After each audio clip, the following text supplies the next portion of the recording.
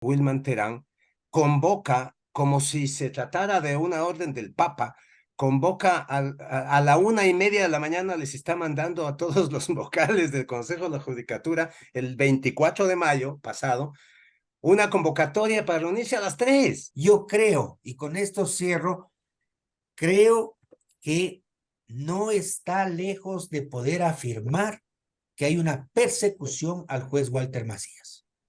Eso lo percibo, lo veo por los hechos. La única definición que se me vino a la mente es la de alevosa.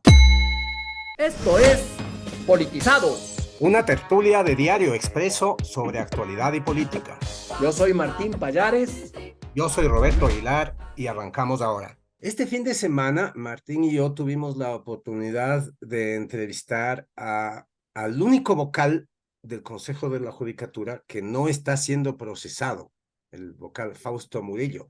Los otros 4, incluido su presidente, 2 están siendo procesados por tráfico de influencias y otros 2 con el indescriptible presidente Wilman Terán, entre ellos, están siendo investigados por la Fiscalía por obstrucción a la justicia luego de esta decisión en la que decidieron suspender de manera absolutamente extraña, que de eso vamos a hablar, entre otras cosas, a un juez que trataba asuntos espinosos e incómodos, un juez incómodo que trataba asuntos espinosos. Debo decir que esta entrevista se publicó ayer en su versión escrita en Diario Expreso. También se la puede encontrar en video en el canal de Diario Expreso de YouTube. Y está también, por supuesto, para nuestros seguidores del podcast, está entre la lista de nuestros audios. ¿Qué te pareció, Martín, esa entrevista? Yo creo que aunque Fausto Murillo ha estado concediendo entrevistas esta semana, creo que a nosotros nos ha dicho cosas que no le he oído decir en otros lugares donde más bien está bastante contenido, ¿no?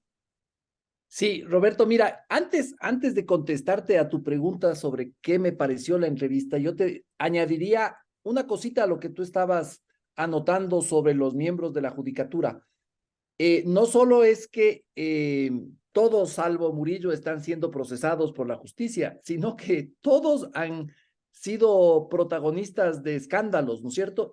Sobre todo el presidente y uno de los concejales, Javier Muñoz, han sido protagonistas de unos escándalos, yo diría que bochornosos. Entonces, la palabra de Murillo yo creo que tiene un especial peso. Ahora, contestando a lo que me preguntas, ¿qué me pareció? Me pareció tan reveladora como preocupante, porque dijo varias cosas de las que muchas se hablaba en los corrillos de la función judicial, que nadie se había atrevido a ponerlos en escena y que son realmente, hablan de una cloaca funcionando en la función judicial, ¿no? Sobre todo en el Guayas. Murillo dijo algunas cosas, por ejemplo, sobre la intromisión de la política en el manejo de la justicia, y ahí puntualizó algunas cosas. Habló sobre este sistema de traslados intempestivos de jueces, ¿no? Que cambian un día para el otro, cambian a los jueces para que dejen de conocer cierta causa.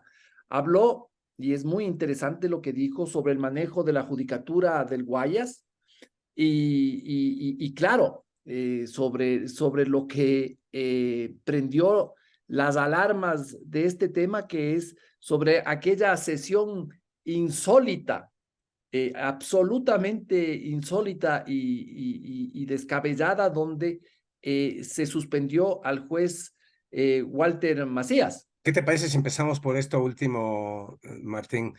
Se explayó, es una de las cosas de las que más largamente habló en nuestra entrevista, y a mí lo que me llamó la atención cuando él dijo hay que ser estrictamente cronológicos, y habló sobre cómo se procedió para esta sesión.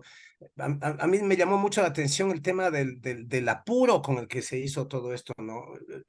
Se trata de un expediente de 1000 fojas que no había sido sometido a conocimiento de los vocales del Consejo de la Judicatura, y sin embargo, el presidente Wilman Terán convoca el 19 de agosto, un día antes de elecciones, a las 7 de la mañana, les convoca para una reunión a las 9 para decidir sobre este caso cuyo expediente tiene 1000 fojas.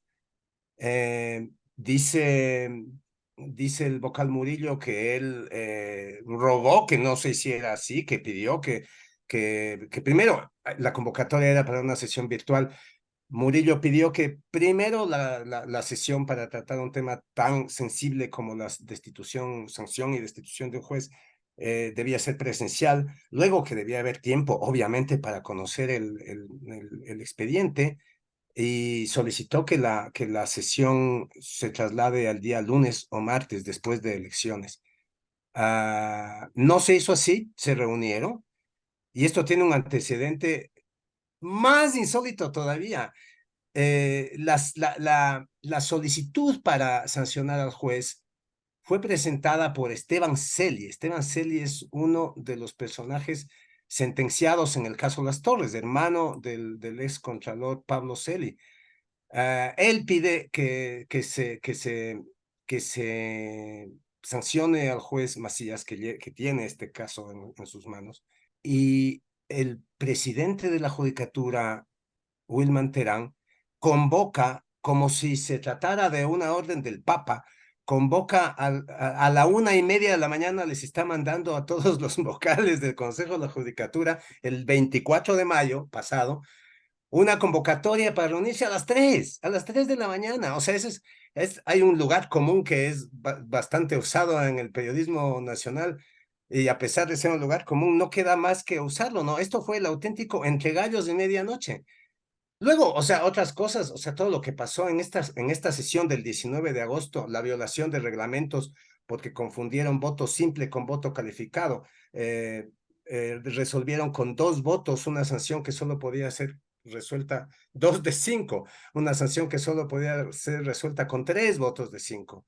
Y luego dieron paso a un pedido para sacarse esta cosa encima del número de votos, dieron paso a un pedido de reconsideración que Fausto Murillo fue muy claro y dijo, nos describió el reglamento, cómo debe ser tratado un pedido de reconsideración. Primero dice Murillo que debe ser motivado, es decir, yo quiero que se reconsidere la votación por tal razón. Una vez que se motiva, los vocales tienen que votar si dan paso o no a la reconsideración. Una vez que se vota y si se da paso, la reconsideración debe ser deliberada, es decir, se discute, bueno, vamos a reconsiderar o no. Y una vez que ha sido deliberado, se presenta una nueva moción. Aquí, pam, pam, pam, someto a reconsideración, reconsideremos, tan, tan, tan. O sea, inaudito. Es absolutamente no solo inaudito, sino que es ofensivo para el país. Además, considerando que uno de los vocales, de que ya vamos a hablar más, el doctor Javier Muñoz, estaba primero fuera de la ciudad, lo cual no está contemplado en los reglamentos que se pueda participar desde fuera de la ciudad. Y segundo, evidentemente borracho, ¿no? O sea, nadie ha querido, digamos, o sea, todo el mundo sabe que estuvo borracho, las personas implicadas, incluido el doctor Murillo, no quiso meterse en esas honduras, no quieren mencionar la palabra borracho, pero estuvo borracho perdido como una cuba, no se le entendía un carajo lo que decía. Entonces, así fue. ¿Qué conclusión se puede sacar de esto, Martín? Mira, Son los hechos. ayer que comentábamos la entrevista y no encontrábamos una palabra para definir eso de la convocatoria hecha a la 1 de la mañana para sesionar a las 3 de la mañana del 24 de mayo, se me ocurrió que la única definición que se me vino a la mente es la de alevosa. O sea, es una maniobra hecha con alevosía. O Sí, sea, es afrentosa, sí. es afrentosa, es demente, ¿no es cierto? Pero bueno, Martín, para tratar un pedido presentado por un sentenciado en un caso judicial. y un sentenciado que está en manos del juez que querían Sí, sancionar. sí, O sí. sea, esto ya rebasa todo. Pero bueno, Increíble. todo esto, yo creo que la conclusión que sale de esta parte de la entrevista es que había una consigna para sacar al juez Macías, era un operativo para sacarlo del camino, ¿no es cierto? El mismo vocal Murillo lo termina diciendo al final de la entrevista, ¿no? Me parece que aquí podemos escuchar, vamos a sacar un pedacito y vamos a escuchar lo que dijo y cómo nos lo dijo el vocal Murillo. Yo creo, y con esto cierro, creo que no está lejos de poder afirmar que hay una persecución al juez Walter Macías. Eso lo percibo, lo veo por los hechos. Bueno, a este audio, donde Murillo claramente dice que había un operativo para sacar a Macías, el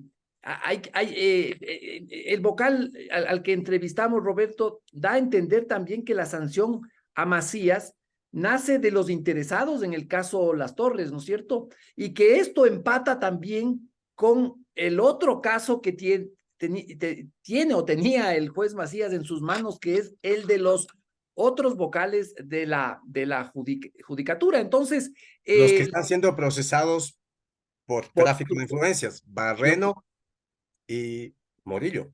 y Morillo, sí, con la Sí, O, ¿no? Morillo, sí. Sí. Entonces, claro, está la idea esta de que hay un operativo, una consigna para sacar a Morillo, y también de que esta salida fue caída y limpia, o sea, una operación absolutamente redonda y perfecta. Con esto se libraban estos dos afectados por estos dos casos de la molestosa presencia del juez Macías. Bueno, un segundo tema, Martín, de la entrevista, que se desprende del primero, porque en esta entrevista cada tema se desprende del anterior, tiene que ver con la manipulación política. En nuestra conversación con él le hicimos notar no, le hicimos notar algo que él ya se había dado perfectamente cuenta, que la única persona que ha defendido esta decisión afrentosa del sábado 19 de agosto, aparte de, obviamente, Wilman Terán, la única persona que ha salido por Twitter indignado a defender esto ya adivinaron quién, el que sale indignado en el Twitter, el expresidente prófugo Rafael Correa. Él defiende la decisión del sábado y se queja de que la gente se queje. O sea, si el gobierno se queja, dice que es intromisión en la justicia. Él, hablando de intromisión en la justicia, ya es para morirse de risa. Murillo, en efecto, no duda en atribuir este tipo de manejos, porque el del sábado 19 no es el único, a los partidos políticos que lo llevaron a juicio. Él de hecho, estuvo destituido por el Consejo de Participación Ciudadana que presidía Sofía Almeida, la sobrina del Guacharnaco, la sobrina del ex asambleísta, gracias a Dios, ex asambleísta Social cristiano en ese momento, ¿no? en ese momento, luego se pasó trató de ser asambleísta nuevamente por el partido de Jimmy Jairala. Obviamente no podía encontrar un mejor partido para su estatura moral. El ex asambleísta Luis Almeida era uno de los factotums de Nebot en la asamblea, en la estrategia de tomarse el CPCCS para a través del CPCCS entrar en control de los organismos, valga la redundancia, de control. Y, por ejemplo, el Consejo de la Judicatura. Entonces, en aplicación de esa estrategia en la que coincidieron correístas y socialcristianos y se hicieron de buenas migas y pactaron y actuaron en función de ese pacto durante gran parte de la legislatura suspendida. Y siguen en buenas migas ahí mismo. En ese objetivo no han dejado de coincidir y ser amiguísimos, o sea, son una sola alma.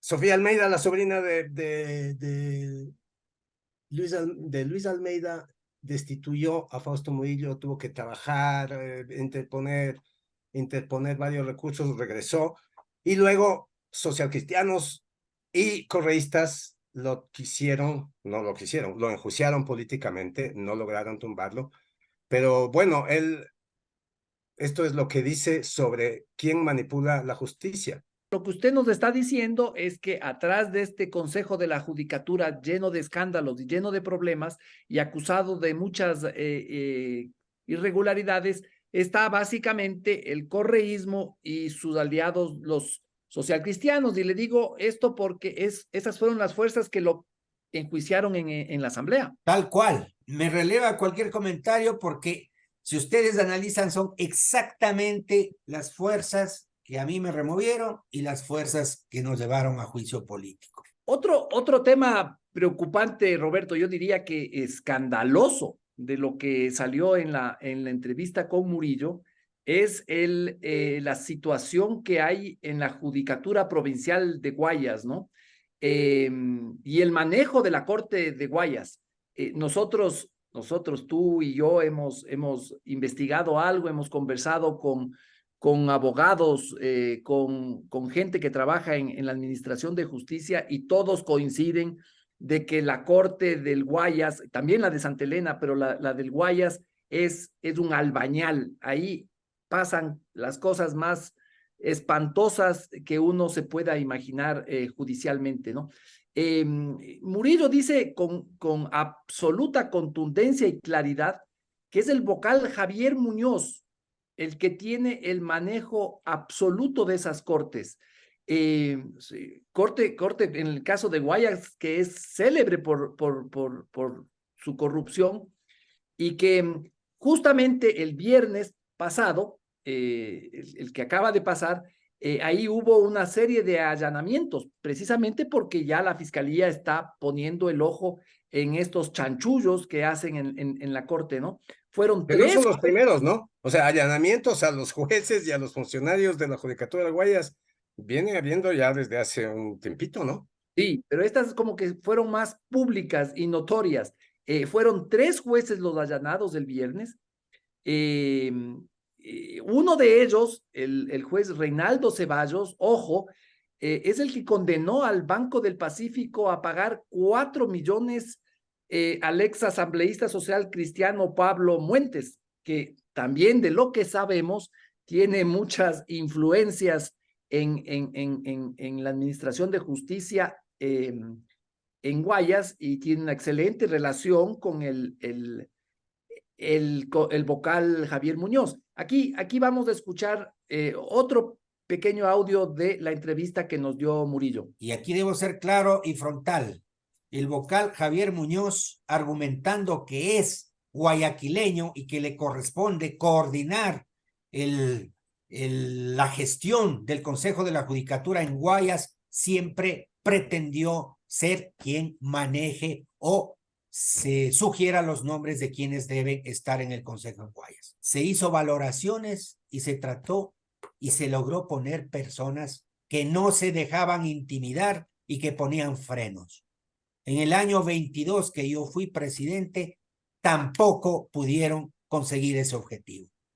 Hoy por hoy, quien ha asumido la coordinación, y así lo dijo ayer en sesión, de la gestión del Consejo en Guayas es el vocal Javier Muñoz. Hablabas, Martín, del juez Reinaldo Ceballos y el caso del Banco del Pacífico. El juez Reinaldo Ceballos fue puesto a última hora en ese caso. Este es un ejemplo de lo que Murillo llama traslados intempestivos de jueces, que parece que es uno de los procedimientos más ocurridos para la manipulación de la justicia en las Cortes de Guayas. O sea, hay un juez que tiene que resolver un caso. Ese juez no parece que va a resolver el caso como le conviene a las partes interesadas o una de las partes interesadas, entonces empieza a recibir presiones. Si no cede a las presiones, es trasladado simplemente reemplazado por uno nuevo. Eso ocurrió en el caso de Pablo Muentes versus el Banco del Pacífico. El juez trasladado fue reemplazado por Reinaldo Ceballos y Reinaldo Ceballos fue promovido a la Corte Provincial. Murillo nos ha contado que él oficialmente no supo de este traslado, pero que efectivamente, o sea, no fue comunicado oficialmente de este traslado, pero que supo que en efecto ocurrió y de hecho confirma que ese traslado ese sistema de traslados intempestivos para beneficiar ciertas causas es muy común. El ejemplo más escandaloso, si es que no es el más escandaloso, el de Pablo Muentes, que terminó con un juez promovido a la corte provincial. El otro ejemplo escandaloso es el que acaba de denunciar hace pocos días la jueza María Lorena Jaramillo. Ella dijo que fue presionada por el vocal Javier Muñoz, el vocal que participa borracho desde Miami en las sesiones del Consejo de la Judicatura. Cuando está sobrio y está en el Ecuador, presiona jueces. Y la jueza Jaramillo ha sido una víctima de estas presiones, dijo que ha sido presionada por el vocal Muñoz por intermedio del coordinador de gestión procesal en un caso de narcotráfico. O sea, no es cualquier pendejada, es un caso de narcotráfico. Querían influir en la decisión de una jueza sobre un caso de narcotráfico. No lograron hacerlo, la jueza Jaramillo se negó y la trasladaron. Le cambiaron de caso y le dieron el caso a otro juez. Murillo dice que este caso que ahora está siendo investigado por la fiscalía tiene un agravante, es que los traslados, dice que no es que no hay traslados dentro de la función judicial, claro que los hay, pero dice Murillo que esos traslados solo tienen sentido cuando se trata de la seguridad de los jueces, que él, en este caso de la jueza Jaramillo, cuando supo que estaba siendo trasladada, averiguó si había un problema de seguridad, porque siendo un tema de narcotráfico es algo que podría ocurrir, ¿no es cierto? Pero no era un tema de seguridad porque la trasladaron ahí mismo, no es que la llevaron, no es que la llevaron a otra ciudad, o sea, le pasaron del tercer piso al quinto, estoy inventándome los números de pisos, ¿no? Pero según el vocal, esos traslados no tienen sentido y solo pueden ser obra de la corrupción. O sea, un traslado solo tiene sentido cuando se trata de proteger a un juez cuya seguridad se ha visto amenazada y se trata de trasladarlo, o sea, alejarlo de la amenaza, no pasarlo de un piso a otro. Sí, bueno, se nos está acabando el tiempo para nuestro podcast, pero Murillo dice muchas otras cosas muy interesantes. Por ejemplo, todo lo que tiene que ver con la directora provincial de la Judicatura, la señora que se llama Mercedes Villarroel, Sí. es interesante. Pero bueno, toda esta entrevista está y la pueden encontrar ya sea en la versión de papel del día de ayer, ¿no es cierto? En la edición de ayer, en nuestro canal de YouTube, en el canal de YouTube de Expreso, y también en el audio en Spotify. Ahí se podrán ver. Solo antes de despedirnos, ya que has mencionado a la presidenta o directora del Consejo de la Judicatura de Guayas, Mercedes Villarroel, y por si a alguien le da pereza de ir a ver la entrevista o no la leen o no la ven, sepan que Mercedes Villarroel es la ejecutora de estos traslados. O sea, ella es la que finalmente decide estos traslados. Yo le pregunté a Fausto Murillo, o vos, no, uno de los dos, no me acuerdo, le preguntamos a Fausto Murillo si Mercedes Villarroel era la operadora de Javier Muñoz, y la respuesta de él fue, la doctora, me imagino, Mercedes Villarroel, goza del respaldo de la mayoría. Me refiero a Wilman Terán, Javier Muñoz y Maribel, ¿no? Barreno. Maribel Barreno, sí. Nada más, muchas gracias por su atención. Suscríbanse a Diario Expreso. Toda esta información, la entrevista tan larga, la encuentran en la edición del domingo. Y los esperamos mañana aquí en Politizados.